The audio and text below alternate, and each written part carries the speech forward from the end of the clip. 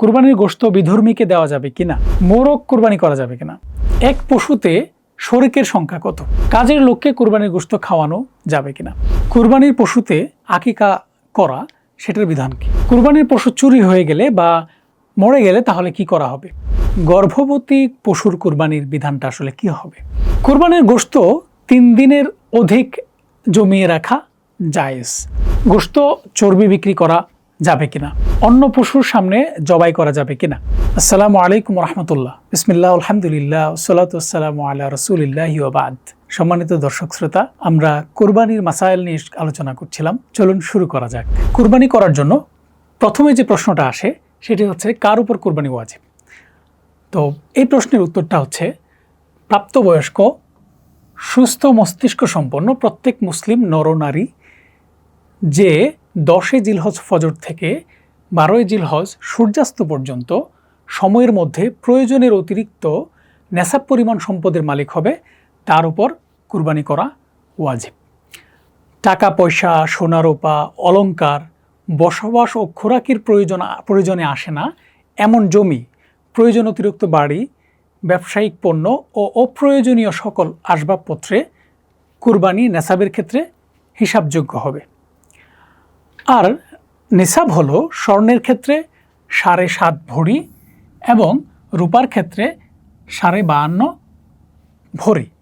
টাকা পয়সা ও অন্যান্য বস্তুর ক্ষেত্রে নিসাব হলো এর মূল্য 52.5 তোলা রূপার মূল্যের সমপরিমাণ। আর সোনা বা রূপা কিংবা টাকা পয়সা এগুলোর কোনো একটি যদি পৃথকভাবে নেশাব পরিমাণ না থাকে কিন্তু প্রয়োজন অতিরিক্ত একাধিক বস্তু মিলে 52.5 তোলা রূপার সমপরিমাণ হয়ে যায়, তাহলেও তার উপর কুরবানি করা ওয়াজিব হবে। এই প্রশ্ন এবং উত্তর থেকে আমরা বুঝতে পারলাম যে কার উপর কুরবানি ওয়াজিব। মোটা দাগে প্রাপ্তবয়স্ক এবং সুস্থ মস্তিষ্ক সম্পন্ন নেশাব পরিমাণ সম্পদের মালিকের উপর 10 জিলহজ থেকে 12 জিলহজ সূর্যাস্ত পর্যন্ত সময়ের মধ্যে যদি নেশাব পরিমাণ সম্পদ থাকে তাহলে তিনি কুরবানি দেবেন এবং তার উপর কুরবানি ওয়াজিব। এই প্রশ্নটি অনেকের মাথায় সবসময় থাকে, সেটা হচ্ছে যে কুরবানির জন্য নেশাবের মেয়াদ কত, বা সবচেয়ে যদি আমি সহজ করে বলি যে অনেকেই জাকাতের নেশাবের সাথে কুরবানির নেশাবের একটা তুলনা করতে যেয়ে মনে করেন যে নেশাব পরিমাণ সম্পদ বোধ হয় 1 বছর হাতে থাকতে হয়। তো এই কনফিউশন থেকে অনেকের প্রশ্নটা আসে। তো চলুন আমরা জানি যে কুরবানির নেশাব এর মেয়াদ কতটুকু। স্বাভাবিকভাবে কুরবানির নেশাব পুরো বছর থাকা জরুরি নয়, এই জিনিসটা আমাদেরকে মাথায় রাখতে হবে যে কুরবানির নেশাব পুরো বছর থাকা জরুরি নয়, বরং কুরবানির 3 দিনের মধ্যে যে কোনো দিন থাকলেই কুরবানি ওয়াজিব হবে। অর্থাৎ কারো যদি কুরবানির যে 3টা দিন আছে ওই 3 দিন এই নেশাব পরিমাণ সম্পদ থাকে তাহলে তার উপর কুরবানি ওয়াজিব হবে। পুরো বছর তার কাছে নেশাব পরিমাণ সম্পদ থাকা প্রয়োজন নেই। অর্থাৎ আমরা এই গুরুত্বপূর্ণ যে প্রশ্নটি আছে কুরবানির জন্য নেশাবের মেয়াদ কত, এটার উত্তর জানলাম যে পুরো বছর নেশাব পরিমাণ সম্পদ থাকা দরকার নেই। কুরবানির যে 3 দিন আছে এই 3 দিন যদি কারো কাছে থাকে নেশাব পরিমাণ সম্পদ তাহলে তার উপর কুরবানি ওয়াজিব হবে। আরেকটি গুরুত্বপূর্ণ প্রশ্ন সেটি হচ্ছে কুরবানির সময় কখন, অর্থাৎ কোন সময়টাতে আমরা কুরবানি করব। মোট 3 দিন আমাদের মাথায় রাখতে হবে, মোট 3 দিন কুরবানি করা যায়। অর্থাৎ জিলহজ মাসের 10, 11 ও 12 তারিখ সূর্যাস্ত পর্যন্ত, অর্থাৎ জিলহজ মাসের 10, 11 এবং 12 তারিখ সূর্যাস্ত পর্যন্ত কুরবানি করা যায়। তবে সম্ভব হলে জিলহজের 10 তারিখেই কুরবানি করা উত্তম। অর্থাৎ আমরা যে কুরবানির ঈদের দিন বলি এই ঈদের দিন কুরবানি করাটাই উত্তম। তাই কুরবানির সময় কখন, এটা সহজ এক কথায় উত্তর হলো যে 3 দিন কুরবানি করা যায়, জিলহজের 10, 11 এবং 12, তবে ঈদের দিন 10 জিলহজ কুরবানি করাটাই উত্তম। নাবালেগের কুরবানির হুকুম কি, অর্থাৎ যে শিশু বালেগ হয়নি তার কুরবানির হুকুম কি। নাবালেগ শিশু কিশোর তদ্রূপ যে সুস্থ মস্তিষ্ক সম্পন্ন নয়, নেশাবের মালিক হলেও তাদের উপর কুরবানি ওয়াজিব নয়। অবশ্য তার অভিভাবক নিজ সম্পদ দ্বারা তাদের পক্ষে কুরবানি করলে তা সহিহ হবে।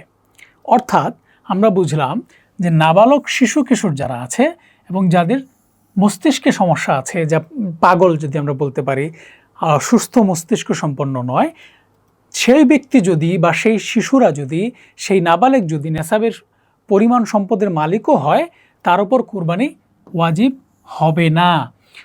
অবশ্য এই যে নাবালেকের বা এই যে অসুস্থ মস্তিষ্ক সম্পন্ন মানুষ, তার পক্ষ থেকে যদি কোনো অভিভাবক সম্পদ থেকে নিজ সম্পদ থেকে কুরবানি দেয় তাহলে তা সহি হয়ে যাবে। মুসাফিরের জন্য কুরবানির হুকুম কি? এর উত্তর হচ্ছে, আমরা তো মুসাফিরকে জানি, যে ব্যক্তি কুরবানির দিনগুলোতে মুসাফির থাকবে, অর্থাৎ 48 মাইল বা প্রায় 78 কিলোমিটার দূরে যাওয়ার নিয়তে নিজ এলাকা ত্যাগ করেছে, এরকম তার উপর কুরবানি ওয়াজিব নয়। অর্থাৎ আমরা যদি এক কথাই বলি যে ব্যক্তি মুসাফির অর্থাৎ 48 মাইল বা 78 কিলোমিটার দূরে যাওয়ার নিয়ত করেছে, নিজ এলাকা ত্যাগ করেছে, তো তার উপর কুরবানি করা ওয়াজিব নয়। এক কথায় কোনো মুসাফিরের উপর কুরবানি করা ওয়াজিব নয়। নাবালেগের পক্ষ থেকে কুরবানির বিধান কি? আমরা জানি নাবালেগ মানে হচ্ছে যে শিশু বা কিশোর বালকত্ব অর্জন করেনি, যা বালেগ হয়নি। তো নাবালেগের পক্ষ থেকে কুরবানি দেওয়া অভিভাবকের উপর ওয়াজিব নয়। অর্থাৎ নাবালেগের যে অভিভাবক আছেন তার উপরে নাবালেগের পক্ষ থেকে কুরবানি করা ওয়াজিব নয়। যদি অভিভাবক কুরবানি না করেন তাহলে তিনি গুনাহগার হবেন না, কারণ নাবালেগের পক্ষ থেকে অভিভাবকের কুরবানি করা ওয়াজিব নয়। দরিদ্র ব্যক্তির কুরবানির হুকুম কি? অর্থাৎ একজন ব্যক্তি যার নেশাব পরিমাণ সম্পদ নেই, সে কুরবানি দিবে কি না? এর উত্তর হচ্ছে, দরিদ্র ব্যক্তির উপর কুরবানি করা ওয়াজিব নয়, কিন্তু সে ব্যক্তি যদি কুরবানির নিয়তে কোনো পশু কিনে তাহলে তা কুরবানি করা ওয়াজিব হয়ে যায়।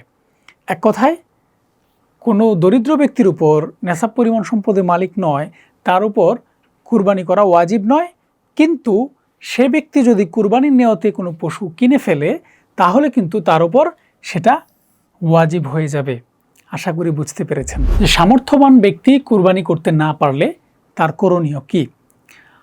কোনো ব্যক্তি যদি সামর্থ্যবান হন কিন্তু কুরবানি করতে না পারেন, তাহলে সে ব্যাপারে করণীয় হলো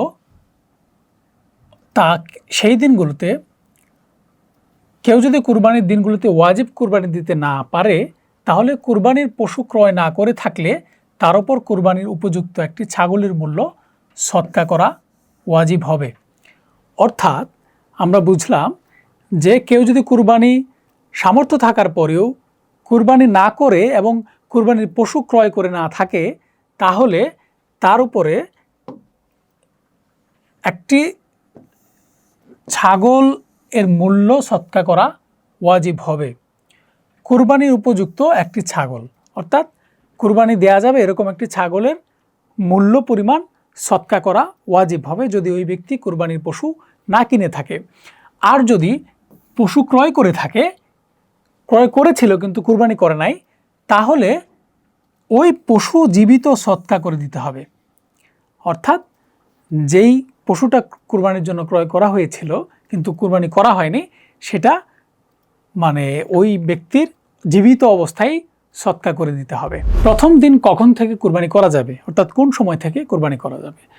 যেসব এলাকার লোকদের জুমা ও ঈদের নামাজ ওয়াজিব যাদের উপর, তাদের জন্য ঈদের নামাজের আগে কুরবানি করা জায়েজ নয়।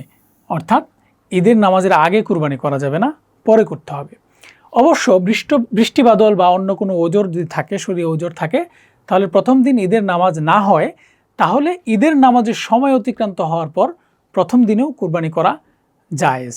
অর্থাৎ নামাজ হয়নি কিন্তু নামাজের যে সময়টা সেটা অতিক্রান্ত হয়ে গেছে, তাহলে কিন্তু কুরবানি করা যাবে যদি শরীরে কোনো ওজর থাকে বা বৃষ্টি বাদল থাকে। যে রাতে কুরবানি করার হুকুমটা কি? রাতে কুরবানি করা যাবে কিনা? 10 ও 11 তারিখ দিবাগত রাতেও কুরবানি করা জায়েজ। অর্থাৎ 9 তারিখ রাতেও করা যাচ্ছে না, 12 তারিখ রাতেও করা যাচ্ছে না, করতে হবে 10 ও 11 তারিখ দিবাগত রাতে, যদি রাতের বেলায় করতে হয় কোনো কারণে, তবে দিনে কুরবানি করাই ভালো বা উত্তম। আমরা আশা করি বুঝতে পেরেছি যে রাতের বেলা কুরবানি করা যাবে 10 ও 11 তারিখ দিবাগত রাতে, 10 ও 11 জিলহজের দিবাগত রাতে, কিন্তু দিনের বেলা করাটাই উত্তম। কুরবানির উদ্দেশ্যে ক্রয়কৃত পশু সময়ের পর জবাই করলে তার বিধান কী হবে? কোরবানির দিনগুলোতে যদি জবাই করতে না পারে তাহলে খরিদকৃত পশুই সৎকা করে দিতে হবে। তবে যদি সময়ের পরে জবাই করে ফেলে তাহলে পুরো গোশত সৎকা করে দিতে হবে। তবে এখানে আরেকটি গুরুত্বপূর্ণ বিষয় আছে, গোশতের মূল্য যদি জীবিত পশুর চেয়ে কমে যায় তাহলে যে পরিমাণ মূল্য হ্রাস পেল তাও সৎকা করতে হবে। আমি আরেকটু স্পষ্ট করে বলি, সেটা হচ্ছে কুরবানির উদ্দেশ্যে ক্রয়কৃত পশু সময়ের পর যদি কুরবানি করে না থাকে, অর্থাৎ পশু ক্রয় করা হয়েছে কিন্তু কুরবানি করা হয়নি, তাহলে ওই পশুটাকে সৎকা করে দিতে হবে। কিন্তু এই সময়ের পরে, কুরবানির সময়টার পরে যদি কেউ জবাই করে ফেলে তাহলে যদি যে গোশতের যে মূল্য সেটা যদি জীবিত যে পশু এর চেয়ে কমে যায় তাহলে কিন্তু এই যে পরিমাণ মূল্য কমে গেছে সেই পরিমাণ মূল্য আবার সৎকা করে দিতে হবে। কোন কোন পশু দ্বারা কুরবানি করা যাবে, কোন কোন পশু দ্বারা কুরবানি করা জায়েজ, সেটা হচ্ছে উট, গরু, মহিষ, ছাগল, ভেড়া ও দুম্বা দ্বারা কুরবানি করা জায়েজ। এসব গৃহপালিত পশু ছাড়া অন্যান্য পশু যেমন আছে হরিণ, বন্য গরু ইত্যাদি দ্বারা কুরবানি করা জায়েজ নয়। অর্থাৎ এক কথায় উট, গরু, মহিষ, ছাগল, ভেড়া ও দুম্বা দ্বারা কোরবানি করা যাবে, যেগুলো গৃহপালিত পশু হিসেবে আমরা চিনে থাকি। এবার আমরা নর ও মাদা পশুর কুরবানি সম্পর্কে জানব। যেসব পশু কুরবানি করা জায়েজ আছে সেগুলোর নর ও মাদা দুটোই কুরবানি করা যায়, অর্থাৎ পুরুষ এবং স্ত্রী জাতীয় পশু কুরবানি করা যাবে। যেগুলো জায়েজ আছে সেগুলো নর এবং মাদা দুটোই কুরবানি করা যাবে। কুরবানির পশুর বয়স সীমা কতটুকু বয়স হলে আমরা একটা পশুকে কুরবানি করতে পারবো? উট যদি হয় কুরবানির পশু তাহলে কমপক্ষে 5 বছরের হতে হবে। গরু এবং মহিষ 2 বছরের হতে হবে। আর ছাগল, ভেড়া, দুম্বা কমপক্ষে 1 বছরের হতে হবে। তবে ভেড়া ও দুম্বা যদি 1 বছরের কিছু কমও হয় কিন্তু এমন হৃষ্টপুষ্ট হয়, দেখতে 1 বছরের মতো মনে হয়, তাহলে তা দ্বারাও কুরবানি করা জায়েজ। অবশ্য এক্ষেত্রে কমপক্ষে 6 মাস বয়সের কম হবে না। আরেকটা বিষয় উল্লেখ্য, সেটি হচ্ছে ছাগলের বয়স 1 বছরের কম হলে কোনো অবস্থাতেই তা দ্বারা কুরবানি করা জায়েজ হবে না। আরেকটু যে স্পষ্ট করে বলি যে ভেড়া এবং দুম্বা যদি 1 বছরের কমও হয় কিন্তু হৃষ্টপুষ্ট হয় তাহলে ভেড়া এবং দুম্বা কুরবানি করা যেতে পারে যদি 6 মাসের বেশি হয়, হৃষ্টপুষ্ট হয়। কিন্তু ছাগলের বয়স যদি 1 বছর না হয় তাহলে কোনো অবস্থাতেই সেটা দ্বারা কুরবানি করা জায়েজ হবে না। এক পশুতে শরিকের সংখ্যা কত, অর্থাৎ একটা পশু কয়জন মিলে কুরবানি করতে পারবে? দেখেন, একটি ছাগল, ভেড়া বা দুম্বা দ্বারা শুধু একজনই কুরবানি দিতে পারবে। অর্থাৎ একটি ছাগল, ভেড়া এবং দুম্বা দিয়ে শুধু একজনেই কুরবানি করতে পারবে। এমন একটি পশু কয়েকজন মিলে কুরবানি করলে কারোটাই সহি হবে না। অর্থাৎ ছাগল, ভেড়া এবং দুম্বা দিয়ে যদি একজনের বেশি যদি কুরবানি করে তাহলে কারোটাই সহি হবে না। আর উট, গরু, মহিষে সর্বোচ্চ 7 জন শরিক হতে পারবে। অর্থাৎ একটা উট, গরু বা মহিষের মধ্যে শরিক সংখ্যা অংশী সংখ্যা 7 জন হতে পারবে। 7-এর অধিক শরিক হলে কারো কুরবানি সহি হবে না। অর্থাৎ আমরা এখানে 2টা বিষয় জানলাম। একটা হচ্ছে ছাগল, ভেড়া এবং দুম্বা দিয়ে শুধু একজনই কুরবানি করতে পারবে, এর বেশি হলে কারো কুরবানি কবুল হবে না, সহি হবে না। আরেকটি হচ্ছে যে গরু, উট এবং মহিষের ক্ষেত্রে সর্বোচ্চ 7 জন শরিক হতে পারবে, 7 জনের বেশি শরিক হলে কুরবানি সহি হবে না। 7 শরিকের কুরবানির বিধানটা আসলে কি? 7 জনে মিলে যদি কুরবানি করা হয় তাহলে সবার অংশ সমান হতে হবে। কারো অংশ 1/7 কম হতে পারবে না। অর্থাৎ 7 ভাগের 1 ভাগের কম কোনো অবস্থাতেই হওয়া যাবে না। যেমন কারো আধা ভাগ, কারো 1.5 ভাগ, এমন হলে কোনো শরিকের কুরবানি সহি হবে না।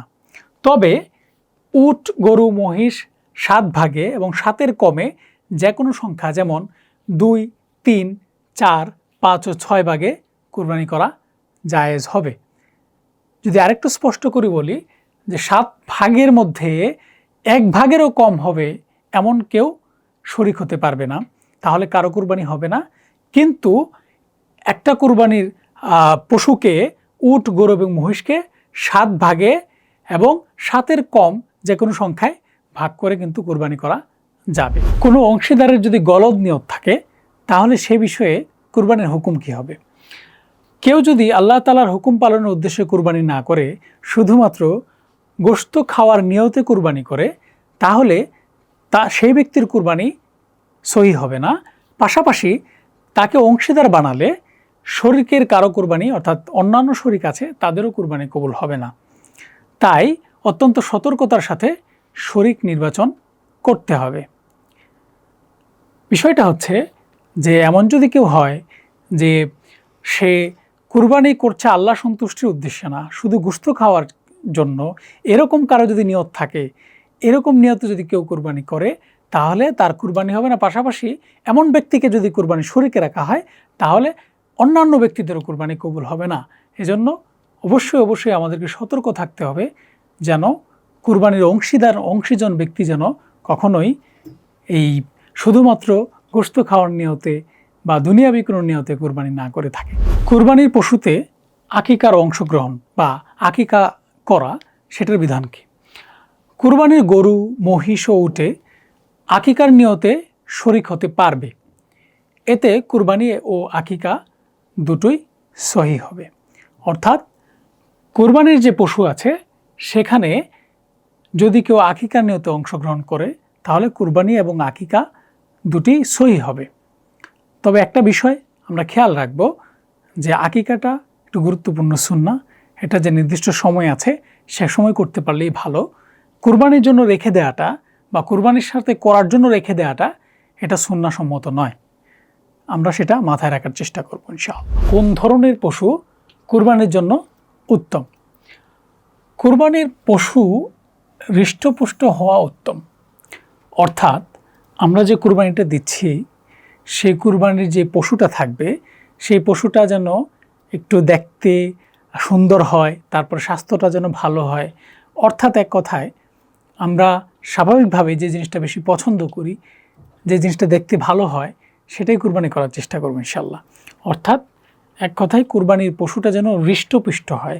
এই হৃষ্টপুষ্ট হলে সেটা কুরবানি দেওয়াটাই উত্তম হবে। খোড়া পশুর কুরবানির বিধান। তো খোড়া পশু বলতে আমরা জানি যে স্বাভাবিকভাবে সুস্থ পশু স্বাভাবিকভাবে হাঁটতে পারে, কিন্তু অনেক সময় যে সমস্ত পশু খোড়া হয়, হাঁটতে সমস্যা হয়, সেগুলোর বিষয়ে আলোচনায় আসছে। তো যে পশু 3 পায়ে চলে, 1 পা মাটিতে রাখতে পারে না বা ভর করতে পারে না, এমন পশুর কুরবানি জায়েজ নয়। অর্থাৎ একটা পশু, যে পশুর 4টা পায়ের মধ্যে 3টা পা দিয়ে চলে, আরেকটা পা সে মাটিতে রাখতে পারে না, মাটিতে ভর করতে পারে না, এমন যদি হয় পশু, তাহলে তা দিয়ে কুরবানি জায়েজ হবে না। রুগ্ন ও দুর্বল পশুর কুরবানির বিধান কি হবে? এমন শুকনো দুর্বল পশু যা জবাইয়ের স্থান পর্যন্ত হেঁটে যেতে পারে না, তা দ্বারা কুরবানি করা জায়েজ নয়। অর্থাৎ আপনার কুরবানির যে পশু যে নির্ধারণ করবেন সেটাকে এতটুকু শক্তিশালী অন্ততপক্ষে হতে হবে যেটি নিজ পায়ে হেঁটে কুরবানির যে জায়গা সে পর্যন্ত যেতে পারবে।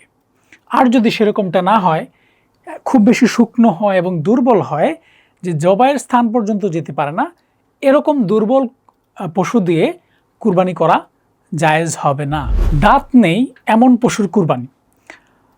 তো আমরা যদি দেখি যে কোনো পশুর একটি দাঁতও নেই বা এত বেশি দাঁত পড়ে গেছে যে ঘাস বা খাদ্য চিবোতে পারে না, এমন পশু দ্বারাও কুরবানি করা জায়েজ নেই। এক কথায় যদি বলি, এমন পশু যার দাঁত নেই অথবা দাঁত এত বেশি পড়ে গেছে, বেশি সংখ্যক দাঁত পড়ে গেছে যে কারণে সে ঘাস বা খাদ্য চিবাতে পারে না, এরকম পশু দিয়ে কুরবানি করা জায়েজ হবে না। সুতরাং আমাদেরকে অবশ্যই পশুর দাঁতের ক্ষেত্রে দাঁত আছে এবং শক্তিশালী এবং অধিকাংশ দাঁত আছে এরকম পশু দিয়ে কুরবানি করতে হবে। যে পশুর শিং ভেঙে বা ফেটে গেছে এমন পশু দিয়ে আসলে কুরবানি হবে কি হবে না। যে পশুর শিং একেবারে গোড়া থেকে ভেঙে গেছে, অর্থাৎ গোড়া থেকে একবারে ভেঙে গেছে যে কারণে মস্তিষ্ক ক্ষতিগ্রস্ত হয়েছে, গোড়া থেকে ভেঙে যাওয়ার কারণে তার ব্রেইনে গরুর মস্তিষ্ক ক্ষতিগ্রস্ত হয়েছে, এমন পশু দিয়ে কুরবানি করা জায়েজ নয়। পক্ষান্তরে যে পশুর অর্ধেক শিং বা কিছুটা শিংয়ের কিছুটা অংশ ভেঙে গেছে বা ফেটে গেছে বা শিং একবারে উঠেইনি যে পশুর, সে পশু দিয়ে কুরবানি করা জায়েজ আছে। অর্থাৎ আমরা যদি সামারাইজ করি, বিষয়টা হচ্ছে যদি কোনো পশুর শিং গোড়া থেকে উঠে যায় যে কারণে তার মস্তিষ্ক ক্ষতিগ্রস্ত হয়, সেরকম পশু দিয়ে কুরবানি করা জায়েজ হবে না। কিন্তু যদি একটু ফেটে যায় বা একটু ভেঙে যায় বা কখনো উঠেই নাই শিং, এরকম পশু দিয়ে কুরবানি করা জায়েজ হবে। কান বা লেজ কাটা পশুর কুরবানি বিধান কী হবে? যে পশুর লেজ বা কান অর্ধেক বা তারও বেশি কাটা, অর্থাৎ কোনো একটা, সে পশুর কুরবানি জায়েজ নয়। এখন দুইটা জিনিস, একটা হচ্ছে লেজ বা কোনো কান অর্ধেক বা তার বেশি কাটা। লেজের অর্ধেক বা কোনো একটা কানের অর্ধেক বা তার বেশি যদি কাটা থাকে, তাহলে সে পশুর কুরবানি জায়েজ হবে না। আর যদি অর্ধেকের বেশি থাকে, তাহলে তার কুরবানি জায়েজ হবে। তবে জন্মগতভাবেই যদি কান ছোট হয়, তাহলে অসুবিধা নেই। যদি সহজ করে আমরা বলি যে পশুর লেজ বা কান অর্ধেক বা তারও বেশি কাটা, অর্ধেকটারও বেশি কেটে গেছে, এরকম যদি হয় কান অথবা লেজের, তাহলে সে পশু দিয়ে কিন্তু কুরবানি করা যাবে না। আর যদি অর্ধেকটা না, কিছুটা কেটেছে, অর্ধেকের বেশি রয়ে গেছে, তাহলে কিন্তু সেই পশু দিয়ে কুরবানি করা যেতে পারে। আরেকটা বিষয় হচ্ছে, যদি এমন হয় যে জন্মগতভাবে কোনো একটা পশুর কান খুবই ছোট, বা আমরা যদি বলি যে কুরবানির জন্মগতভাবে যদি একটা পশুর কান ছোট হয়, তাহলে সেটা কোনো অসুবিধার বিষয় নয়। অন্ধ পশুর কুরবানির বিধান কী হবে? যে পশুর দুটি চোখই অন্ধ বা এক চোখ পুরো নষ্ট, সে পশু কুরবানি করা জায়েজ নয়। অর্থাৎ পুরোপুরি অন্ধ, দুটো চোখই অন্ধ বা এক চোখ পুরো নষ্ট হয়ে গেছে, সেই পশু দিয়ে কুরবানি করা জায়েজ হবে না। সুতরাং আমরা এই বিষয়টি অবশ্যই খেয়াল রাখব যে পশুর একটা চোখ একেবারে নষ্ট অথবা দুটো চোখে অন্ধ, এমন পশু দিয়ে কুরবানি করা জায়েজ হবে না। নতুন পশু ক্রয়ের পর হারানোটা পাওয়া গেলে, অর্থাৎ আপনি একটি পশু কিনেছিলেন বা একজন ব্যক্তি একটি পশু কিনেছে, তো কেনার পরে সে পশুটি হারিয়ে গেছে, তারপর আরেকটি পশু কেনা হলো, তো সেই সময় আসলে সেই হারানো পশুর বিধানটা কি হবে? তো কুরবানির পশু হারিয়ে যাওয়ার পর যদি আরেকটি কেনা হয় এবং পরে হারানোটিও পাওয়া যায়, তাহলে কুরবানির দাতা যদি গরিব হন, যিনি কুরবানি দিচ্ছেন তিনি যদি গরিব হন, যার উপর কুরবানি ওয়াজিব নয়, তিনি দুটো পশুই কুরবানি করবেন এবং এটা তার উপর ওয়াজিব। আর ধনী হলে কোনো একটি কুরবানি করলেই হবে, তবে দুটি কুরবানি করাই উত্তম। এখানে দুটি জিনিস দেখেন, একটা হচ্ছে স্বাভাবিকভাবে আমরা যেটা মাথার মধ্যে থাকতে পারে, সেটা হচ্ছে যে কুরবানিতে যত গরিব হন, তাহলে কিন্তু দুটাই কুরবানি করতে হবে। আর যদি বড়লোক হন, অর্থাৎ তার উপরে যে কুরবানি ওয়াজিব ছিল, তিনি কিন্তু যে কোনো একটা করলেই তার কুরবানি হবে এবং দুটা করা উত্তম হবে। এটা কিন্তু একটা বিপরীত জিনিসটা মাথায় রাখতে হবে। যার উপর ওয়াজিব ছিল না অথচ তিনি কুরবানি করছেন, তার জন্য কিন্তু দুইটাই দিতে হবে, যদিও সে গরিব। আরেকদিকে একজন বড়লোক বলতে বোঝাচ্ছে যার সম্পদ নেশাব পরিমাণ ছিল, যার উপর ওয়াজিব ছিল, তার সামর্থ্য আছে, তারপরও কিন্তু তিনি একটা দিলেও কুরবানি হবে, আর দুইটা দেওয়াই উত্তম হবে। গর্ভবতী পশুর কুরবানির বিধানটা আসলে কি হবে? গর্ভবতী পশু কুরবানি করা জায়েজ, তবে জবাইয়ের পর যদি বাচ্চা জীবিত পাওয়া যায়, তবে সেটাও জবাই করতে হবে। তবে প্রসবের সময় আসন্ন হলে সে পশু কুরবানি করা মাকরুহ, অর্থাৎ প্রসবের সময় যদি আসন্ন হয়। এখানে আমরা দুইটা জিনিস দেখলাম, একটা হচ্ছে যদি গর্ভবতী হয় একটা পশু, তাহলে তাকে কুরবানি করা যাবে, জায়েজ হবে। যদি কুরবানি করার পরে তার ভিতরে একটি জীবিত বাচ্চা থাকে, তাহলে সেটিকেও কুরবানি করতে হবে, জবাই করতে হবে। তবে প্রসবের সময় যদি আসন্ন হয়, এরকম যদি থাকে, তাহলে সেই পশু দিয়ে কুরবানিটা হচ্ছে মাকরুহ। পশু কেনার পর দোষ দেখা দিলে, অর্থাৎ কুরবানির নিয়তে ভালো পশু কেনার পর যদি তাতে এমন কোনো দোষ দেখা দেয় যে কারণে কুরবানি জায়েজ হয় না, তাহলে ওই পশু কুরবানি সহি হবে না। কিন্তু এর স্থলে আরেকটি পশু কুরবানি করতে হবে। তবে ব্যতিক্রম হচ্ছে ক্রেতা গরিব হলে, অর্থাৎ তার যদি সামর্থ্য না থাকে, তাহলে ত্রুটিযুক্ত পশু দ্বারাই কুরবানি করতে হবে। যদি আমরা সহজ করে বলি যে পশু কুরবানি করার পর সুস্থ পশু কুরবানি ক্রয় করেছেন, সুস্থ পশু ক্রয় করার পরে যদি এমন কোনো সমস্যা দেখা দেয় যেটা যে দোষের কারণে আসলে কুরবানি করা জায়েজ হয় না, তাহলে সেই পশু দিয়ে কুরবানি করা জায়েজ হবে না। কিন্তু বাস্তবতার নিরিখে যদি ওই ব্যক্তি গরিব হন, তাহলে তিনি এই ত্রুটিযুক্ত বা দোষ প্রকাশিত হয়েছে সেই পশু দিয়েই কুরবানি করতে পারবেন। তাহলে ইনশাল্লাহ কুরবানি হয়ে যাবে। পশুর বয়সের ব্যাপারে বিক্রেতার কথা। তো যদি বিক্রেতা কুরবানির পশুর বয়স পূর্ণ হয়েছে বলে স্বীকার করে এবং পশুর শরীরের অবস্থা দেখেও তাই মনে হয়, তাহলে বিক্রেতার কথার উপর নির্ভর করে পশু কেনা এবং তার দ্বারা কুরবানি করা যাবে। অর্থাৎ আমরা হাটে গেলে কুরবানির স্বাভাবিকভাবে যারা মালিক থাকেন পশুর, সেই মালিকরা বিক্রি করতে নিয়ে এসছেন, তারা বলেন যে কুরবানির পশুর বয়স পূর্ণ হয়েছে, এটা দিয়ে কুরবানি করা যাবে। এবং আপনি যারা কিনছেন তারাও দেখে মনে করতেছেন যে না, এটার বয়স হয়েছে। তো এমত অবস্থায় বিক্রেতার কথার উপর নির্ভর করে ওই যেই পশু কেনা হচ্ছে সেটা দিয়ে কুরবানি করা জায়েজ হবে। বন্ধা পশুর কুরবানি। বন্ধা পশু মানে আপনারা জানেন যে পশু বাচ্চা দেয় না, তো সেরকম বন্ধা পশুর কুরবানি করা জায়েজ কিনা? বন্ধা পশুর কুরবানি করা জায়েজ আছে, অর্থাৎ বন্ধা পশু দিয়েও কুরবানি করা যাবে। নিজের কুরবানির পশু নিজে জবাই করার বিষয়ে। কুরবানির পশু নিজে জবাই করা উত্তম। নিজে না পারলে অন্যকে দিয়েও জবাই করাতে পারবে। এক্ষেত্রে কুরবানি দাতা পুরুষ হলে জবাই স্থলে তার উপস্থিত থাকা ভালো।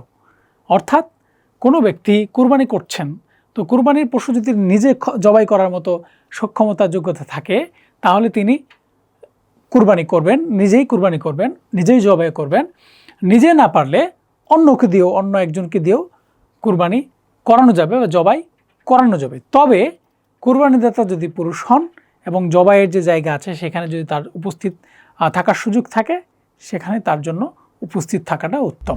জবাইয়ে একাধিক ব্যক্তি যদি শরিক হয়, তো অনেক সময় জবাইকারীর জবাই সম্পন্ন হয় না, তখন কসাই বা অন্য কেউ জবাই সম্পন্ন করে থাকে। এক্ষেত্রে অবশ্যই উভয়কেই নিজ নিজ জবাইয়ের আগে বিসমিল্লাহ আল্লাহু আকবার পড়তে হবে।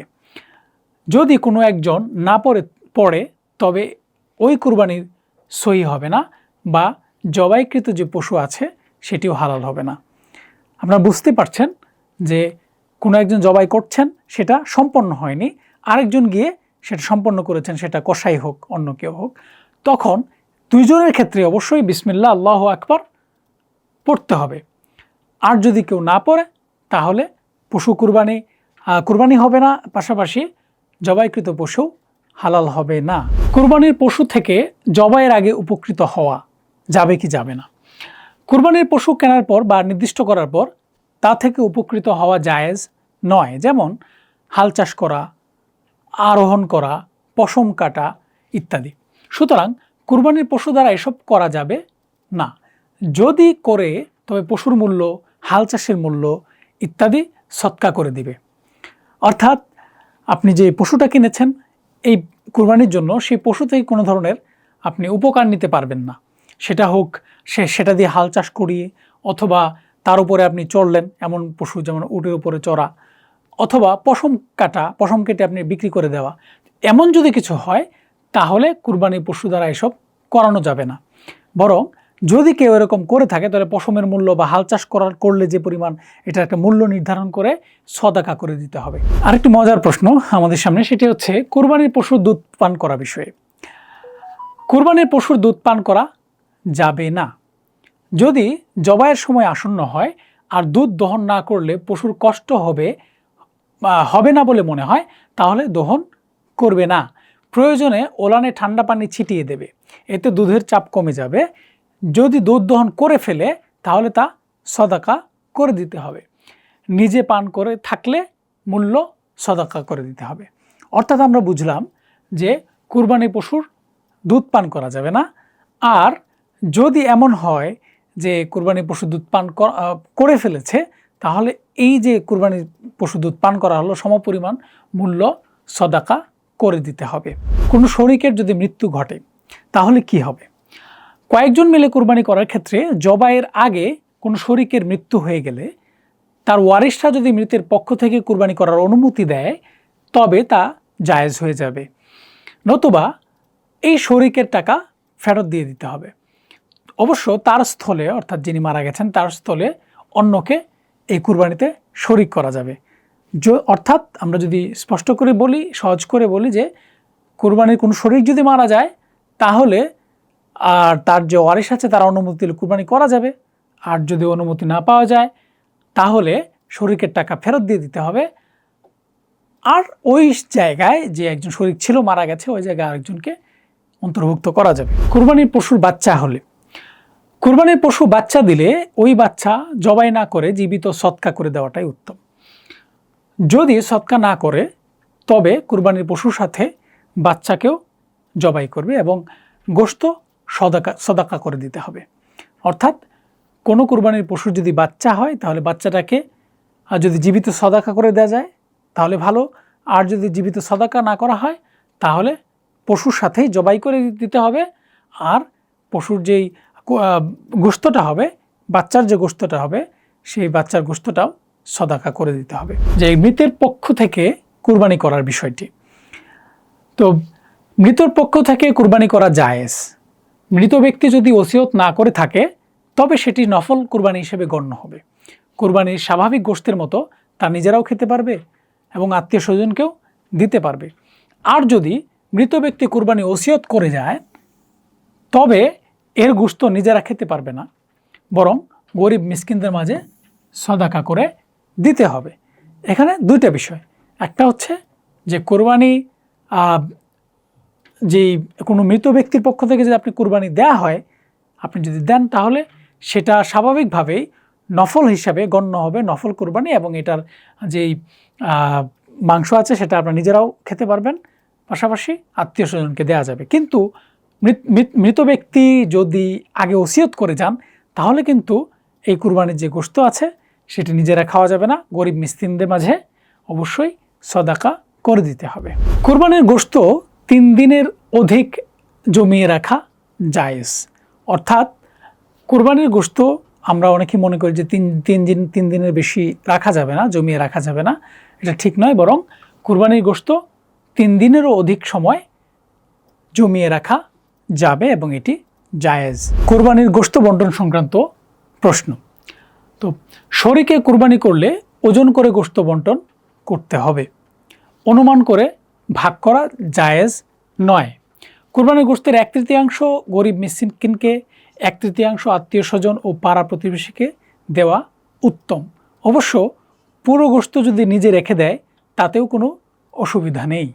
অর্থাৎ আমরা এখানে দুইটা বিষয়, একটা হচ্ছে যদি শরীকে কুরবানি করা হয় তখন কুরবানির যে গোশত আছে সেটাকে অনুমান করে আপনারা বন্টন না করে এটাকে অবশ্যই ওজন করে বন্টন করতে হবে। পাশাপাশি কুরবানি গোশতের 1/3 গরিব মিসকিনকে দেওয়া, 1/3 আত্মীয় স্বজনকে দেওয়া, পাশাপাশি পাড়া প্রতিবেশীকে দেওয়া, এটা উত্তম। অবশ্য পুরো গোশত যদি কারো প্রয়োজন হয় তাহলে সেটা যদি রেখে দেয় তাতেও কোনো অসুবিধা নেই, জায়েজ হবে। গোশত চর্বি বিক্রি করা যাবে কিনা? কুরবানির গোশত, চর্বি ইত্যাদি বিক্রি করা জায়েজ নয়। বিক্রি করলে পূর্ণ মূল্য সদকা করে দিতে হবে। অর্থাৎ যেই কুরবানির যে গোশত আছে বা চর্বি আছে, কোনো অংশ আছে, সেটা বিক্রি করা জায়েজ নয়। তবে যদি বিক্রি করা হয় তাহলে সেটা অবশ্যই সদকা করে দিতে হবে। জবাইকারী যিনি আছেন তাকে চামড়া, গোশত ইত্যাদি দেওয়া যাবে কিনা? জবাইকারী, কসাই বা কাজে সহযোগিতাকারীকে চামড়া, গোশত বা কুরবানির পশুর কোনো কিছু পারিশ্রমিক হিসাবে দেওয়া জায়েজ হবে না। অবশ্য পূর্ণ পারিশ্রমিক দেওয়ার পর পূর্বযুক্তি ছাড়া হাদিয়া হিসেবে গোশত বা তরকারি দেওয়া যাবে। অর্থাৎ আপনি আপনার কেউ একজন জবাই করে দিয়েছে বা সহযোগিতা করেছে জবাইয়ের কাজে, এমন মানুষকে পারিশ্রমিক হিসাবে কখনোই কুরবানির গোশত, চামড়া বা অন্য কিছু দেয়া যাবে না। তবে যদি পারিশ্রমিক আগেই নির্ধারিত থাকে সেটা দেওয়ার পরে যদি কেউ তাকে কিছু গোশত দিতে চায় বা তরকারি দিতে চায় সেটা দেওয়া যাবে। জবাইয়ের অস্ত্র কেমন হওয়া উচিত?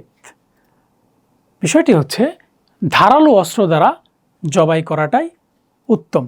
অর্থাৎ আমরা যেই অস্ত্র দিয়ে জবাই করব আমাদের কুরবানির পশুটিকে, সেটি ধারালো হওয়াটা উত্তম, যাতে কুরবানির পশু কষ্ট বেশি না পায়, যেন কম কষ্টে খুব সহজে সেটাকে জবাই করা যায়।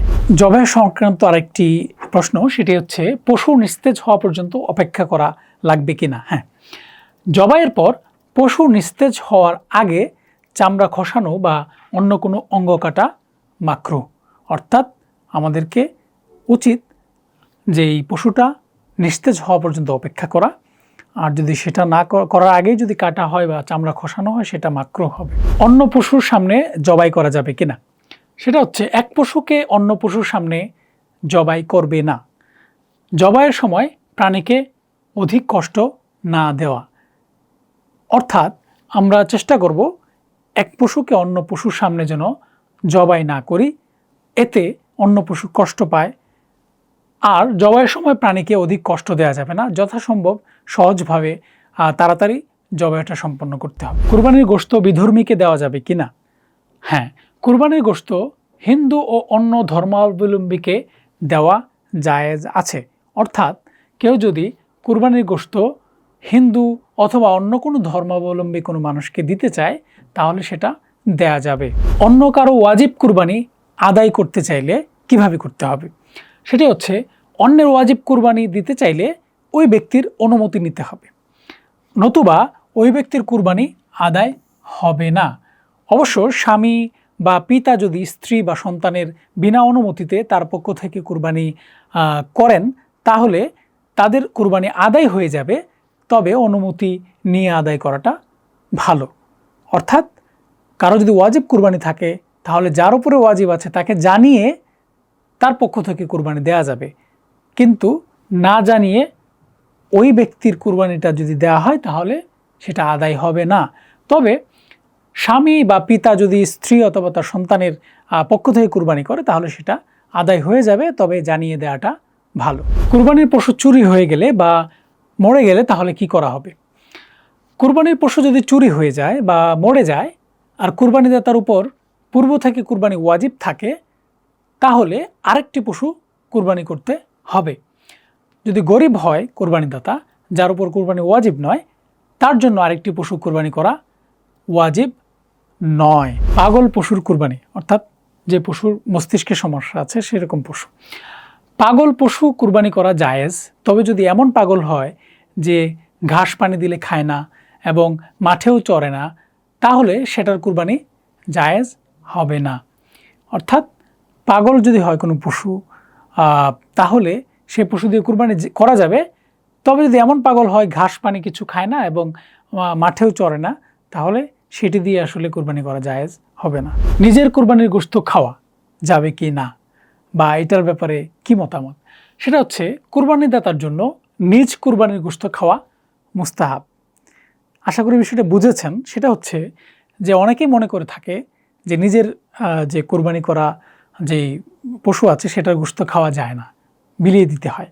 বিষয়টা সেরকম নয়, বরং তার উল্টো, সেটা হচ্ছে কুরবানিদাতার জন্য নিজের কুরবানি করার পশুর গোশত খাওয়াটা মুস্তাহাব বা এটা পছন্দনীয় জিনিস, ভালো জিনিস।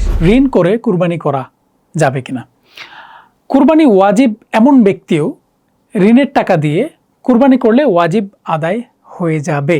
অর্থাৎ একজনের উপর কুরবানি ওয়াজিব, তিনি ঋণের টাকা দিয়ে কুরবানি করেছেন তাহলে তার ওয়াজিব আদায় হয়ে যাবে। তবে সুদের উপর যদি কেউ ঋণ নেয়, ঋণ নিয়ে কুরবানি করে, তাহলে সেটা করা যাবে না। অর্থাৎ সুদের উপর ঋণ নিয়ে কুরবানি করা যাবে না।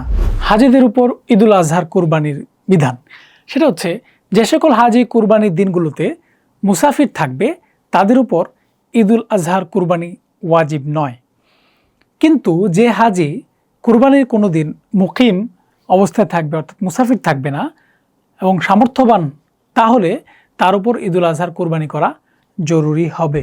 নবী করিম সাল্লাল্লাহু আলাইহি ওয়াসাল্লামের পক্ষ থেকে কুরবানি করার বিষয়টি, সামর্থ্যবান ব্যক্তির রাসূলুল্লাহ সাল্লাল্লাহু আলাইহি সাল্লামের পক্ষ থেকে কুরবানি করা উত্তম। এটি বড় সৌভাগ্যের বিষয়ও বটে। নবী করিম সাল্লাল্লাহু আলাইহি ওয়াসাল্লাম আলী রাদিয়াল্লাহু তাআলা আনহুকে তার পক্ষ থেকে কুরবানি করার ওসিয়ত করেছিলেন। তাই তিনি প্রতি বছর রাসূল সাল্লাল্লাহু আলাইহি ওয়াসাল্লামের পক্ষ থেকেও কুরবানি দিতেন। অর্থাৎ এর এসেন্সটা হচ্ছে, যদি কারো সামর্থ্য থাকে নবী করিম সাল্লাল্লাহু আলাইহি ওয়াসাল্লামের পক্ষ থেকে, তাহলে সে কুরবানি করতে পারবে এবং এটা একটি উত্তম জিনিস। যে কোন দিন কুরবানি করা উত্তম? 10, 11 এবং 12 এই 3 দিনের মধ্যে প্রথম দিন কুরবানি করা অধিক উত্তম। অর্থাৎ জিলহজ মাসের এই 3 দিনের মধ্যে প্রথম দিন অর্থাৎ 10 জিলহজ কুরবানি করাটাই উত্তম। তারপরে দ্বিতীয় দিন, তারপরে তৃতীয় দিন, অর্থাৎ প্রথম দিন সর্বোত্তম, দ্বিতীয় দিন, তারপর তৃতীয় দিন, এভাবে কুরবানি করা যেতে পারে এবং প্রথম দিনেরটাই উত্তম হবে। খাসিকৃত ছাগল দ্বারা কুরবানির বিধান। তো খাসিকৃত ছাগল দ্বারা কুরবানি করা উত্তম হবে। অর্থাৎ যেই ছাগলকে খাসি করা হয়েছে সেরকম ছাগল দ্বারা কুরবানি করা উত্তম। জীবিত ব্যক্তির নামে কুরবানি করার বিধান কি? সেটা হচ্ছে, যেমনিভাবে মৃতর পক্ষ থেকে ইসালে সওয়াবের উদ্দেশ্যে কুরবানি করা জায়েজ, তদ্রূপ জীবিত ব্যক্তির পক্ষ থেকে তার ইসালে সওয়াবের জন্য নফল কুরবানি করা জায়েজ আছে। এ কুরবানির গোশত দাতা ও তার পরিবারও খেতে পারবে। অর্থাৎ কেউ যদি কোনো জীবিত ব্যক্তির জন্য কুরবানি করতে চায়, তার সওয়াবের জন্য কুরবানি করতে চায়, তাহলে সেটা জায়েজ হবে। আমাদের সামনে আরেকটি গুরুত্বপূর্ণ প্রশ্ন, সেটি হচ্ছে বিদেশে অবস্থানরত ব্যক্তির কুরবানির অন্যত্র করার বিষয়ে। সেটি হচ্ছে যে কেউ যদি বিদেশে থাকে তাহলে তার কুরবানিটা কিভাবে করা হবে। বিদেশে অবস্থানরত ব্যক্তির জন্য নিজ দেশে অথবা অন্য কোথাও কুরবানি করা জায়েজ আছে। অর্থাৎ কেউ যদি প্রবাসী হন, সে যে দেশেই থাকুক না কেন, তাহলে যে কোনো জায়গায়, দেশে হোক অথবা অন্য কোথায় হোক, অথবা যে জায়গায় অবস্থান করছেন সে জায়গায় হোক, যে কোনো জায়গায় তিনি কুরবানি করতে পারবেন, সমস্যা হবে না। কুরবানিদাতা ভিন্ন স্থানে থাকলে কখন জবাই করবে? অর্থাৎ নামাজের আগে নাকি পরে, কোন জায়গার নামাজের সাথে সেটা সংশ্লিষ্ট। কুরবানিদাতা এক স্থানে আর কুরবানির পশু যদি ভিন্ন স্থানে থাকে, তাহলে কুরবানিদাতার ঈদের নামাজ পড়া বা না পড়া ধর্তব্য নয়, বরং পশু যে এলাকায় আছে ওই এলাকায় ঈদের জামাত হয়ে গেলে পশু কুরবানি করা যাবে। আশা করি আপনারা বিষয়টি বুঝেছেন। অর্থাৎ কেউ যদি পশু কুরবানি করেন, তিনি এক জায়গায় অবস্থান করছেন আর পশুটা হচ্ছে ভিন্ন এলাকায়, তাহলে যিনি কুরবানি করছেন অন্য এলাকায় আছেন, তিনি কোথায় আছেন, নামাজ পড়েছেন কিনা এটা ইম্পর্টেন্ট না। যে জায়গায় কুরবানিটা করা হবে, পশুটা যে এলাকায় আছে সেখানে যদি নামাজ শেষ হয়ে যায়, সেখানে মাঠে যদি নামাজ হয়ে যায়, তাহলে এই পশুটি কুরবানি করা যাবে। কুরবানির চামড়া বিক্রির অর্থ সদকা করা লাগবে কি না? কুরবানির চামড়া কুরবানিদাতা নিজেও ব্যবহার করতে পারবে। তবে কেউ যদি নিজে ব্যবহার না করে বিক্রি করে, তবে বিক্রয়লব্ধ মূল্য পুরোটা সদকা করা জরুরি। অর্থাৎ সহজ কথায়, যে যদি কেউ কুরবানির পশুর চামড়া নিজে ব্যবহার করতে চায় তাহলে কোনো সমস্যা নেই, নিজে ব্যবহার করতে পারবে। তবে যদি বিক্রি করে দেয়, তাহলে সেই বিক্রয়লব্ধ যে মূল্য আছে সেই সম্পূর্ণ মূল্য এই সদাকা করে দিতে হবে। যে কুরবানির চামড়া বিক্রির নিয়তটা কেমন হবে? কুরবানি পশুর চামড়া বিক্রি করলে মূল্য সদকা করে দেওয়ার নিয়তেই বিক্রি করতে হবে। সদকার নিয়ত না করে নিজের খরচে নিয়ত করা জায়েজ ও নাজায়েজ এবং গুনাহের কাজ। নিয়ত যাই হোক, বিক্রয়লব্ধ অর্থ পুরোটাই সদকা করে দেওয়া জরুরি। অর্থাৎ সহজ কথায়, কুরবানি চামড়া বিক্রির আপনার নিয়ত যাই হোক, আপনি নিজে নেওয়ারও যদি নিয়ত করেন, এটা নাজায়েজ হবে। তবে আপনাকে অবশ্যই বিক্রয়লব্ধ যে মূল্য আছে সবটাই আল্লাহর রাস্তায় সদকা করে দিতে হবে। আমাদের সামনে আরেকটি গুরুত্বপূর্ণ প্রশ্ন, যে কুরবানির শেষ সময়ে মুকিম হলে, অর্থাৎ কেউ যদি কুরবানির শেষ সময়ে এসে মুকিম হয়, সে মুসাফির ছিল, তাহলে সেই শেষ সময় তার উপরে আসলে কুরবানিটা বিধান কি থাকবে? কুরবানির সময়ের প্রথম দিকে মুসাফির থাকার পরে তৃতীয় দিন কুরবানির সময় শেষ হওয়ার পূর্বে কেউ যদি মুকিম হয়, তাহলে তার উপর কুরবানি ওয়াজিব হবে। পক্ষান্তরে প্রথম দিনে মুকিম ছিল, অতঃপর তৃতীয় দিনে মুসাফির হয়ে গেছে, তাহলেও তার উপর কুরবানি ওয়াজিব থাকবে না। অর্থাৎ সে কুরবানি না দিলে গুনাহগার হবে না। আমরা যদি সহজ করে বলি, যে কেউ যদি মুসাফির অবস্থায় থাকে, কুরবানির শেষ দিন যদি সে মুকিম হয়, মুসাফির থেকে ফিরে আসে, তাহলে তাকে কুরবানি করতে হবে। আর যদি কেউ প্রথম দিন কোরবানির মুকিম ছিল, কোরবানি করেনি, তারপরে যদি সে মুসাফির হয়ে যায়, তার উপরে কোরবানি দেওয়া ওয়াজিব হবে না। কোরবানির পশুতে ভিন্ন ইবাদতের নিয়তে শরিক হওয়া। এক কোরবানির পশুতে আকিকা বা হজ্জের কোরবানির নিয়ত করা যাবে। এতে প্রত্যেকের নিয়তকৃত ইবাদত আদায় হয়ে যাবে। অর্থাৎ কেউ যদি একটা কোরবানির পশুতে আকিকার নিয়ত করে অথবা হজের কোরবানির নিয়ত করে, তাহলে তার জন্য সেটা আদায় হয়ে যাবে। কোরবানির পশুর হাড় বিক্রি করা সংক্রান্ত। কোরবানির মৌসুমে অনেক মহাজন কোরবানির হাড় বিক্রয় করে থাকে। টোকাইরা বাড়ি বাড়ি থেকে হাড় সংগ্রহ করে তাদের কাছে বিক্রি করে। এদের ক্রয় বিক্রয় জায়েজ হবে, এতে কোনো অসুবিধা নেই। কিন্তু কোনো কোরবানিদাতার জন্য নিজ কোরবানির কোনো কিছু, এমনকি হাড়ও বিক্রি করা জায়েজ হবে না। যদি করে তাহলে তার মূল্য সৎকা করে দিতে হবে। তবে জেনে শুনে মহাজন যারা আছেন তাদের জন্য এদের কাছ থেকে ক্রয় করাও বৈধ হবে না। অর্থাৎ কোনো টোকাই বা থার্ড পার্টি কেউ যদি এসে কুরবানির হাড়গুলো নিয়ে কোনো মহাজনের কাছে বিক্রি করে, তাহলে এই ক্রয় বিক্রয় দুইটাই তাদের জন্য জায়েজ। কিন্তু যিনি কুরবানি করেছেন তার জন্য এই হাড় বিক্রয় করাটাও জায়েজ নয়। পাশাপাশি যিনি মহাজন আছেন তারাও উচিত নয় জেনে শুনে এরকম কারো কুরবানিদাতার কাছ থেকে কোনো হাড় ক্রয় করা। কাজের লোককে কুরবানির গোশত খাওয়ানো যাবে কিনা। কুরবানির পশুর কোনো কিছু পারিশ্রমিক হিসেবে দেওয়া যায় না। গোশত পারিশ্রমিক হিসেবে কাজের লোককে দেওয়া যাবে না। এ সময় ঘরের অন্যান্য সদস্যদের মতো কাজের লোকদেরও গোশত খাওয়ানো যাবে। অর্থাৎ কুরবানির যে পশু আছে সেটির গোশত হোক বা অন্য কোনো অংশ হোক, সেটা কাজের লোককে পারিশ্রমিক হিসেবে দেওয়া যাবে না। কিন্তু সবার সাথে যদি খায় গোশত, তাহলে কোনো অসুবিধা হবে না। জবাইকারীকে পারিশ্রমিক দেওয়া যাবে কিনা, যিনি জবাই করছেন তাকে পারিশ্রমিক দেওয়া যাবে কিনা। কুরবানি পশু জবাই করে পারিশ্রমিক দেওয়া এবং নেওয়া জায়েজ আছে।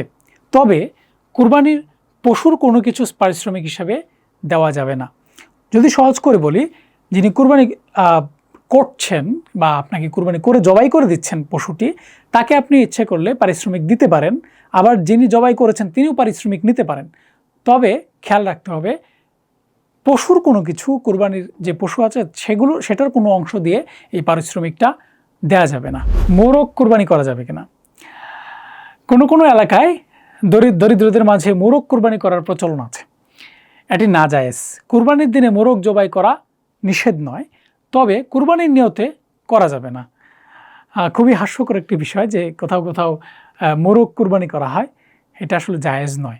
তবে কেউ যদি মোরগ জবাই করতে কোনো অসুবিধা নেই। অনেকে আছে এটাকে মনে করে যে কুরবানির সময় মুরগি, গরু এগুলো বা অন্য পশু জবাই করা যায় না, সেটা নয়। বরং মোরগ জবাই করা যাবে, কিন্তু কুরবানির নিয়তে জবাই করা যাবে না বা কুরবানি করা যাবে না। আলহামদুলিল্লাহ, আমরা কুরবানির মাসাইল নিয়ে আলোচনা করেছিলাম। আল্লাহর রহমতে আমরা অনেকগুলো প্রশ্নের উত্তর এখানে পেয়েছি। সবচেয়ে বড় কথা হচ্ছে, কুরবানি হচ্ছে আল্লাহ সুবহানাহু ওয়া তাআলার নির্দেশ, আমাদের জন্য একটি ইবাদত। এই ওয়াজিব ইবাদতটি আমরা যেন সর্বোচ্চ সতর্কতার সাথে, আন্তরিকতার সাথে, খাঁটি নিয়তে করতে পারি, সেজন্য চেষ্টা করা উচিত, আল্লাহর কাছে দোয়া করা উচিত। আর যে বিষয়টা আমরা জানি যে আল্লাহর কাছে লা ইয়ানালুল্লাহু লুহুমুহা ওয়ালা দিমাহুহা ওয়ালাকিন ইয়ানালুহু তাকওয়া মিনকুম, আল্লাহর কাছে কোরবানির পশুর রক্ত মাংস কিছু পৌঁছায় না, পৌঁছায় হচ্ছে আমাদের তাকওয়া।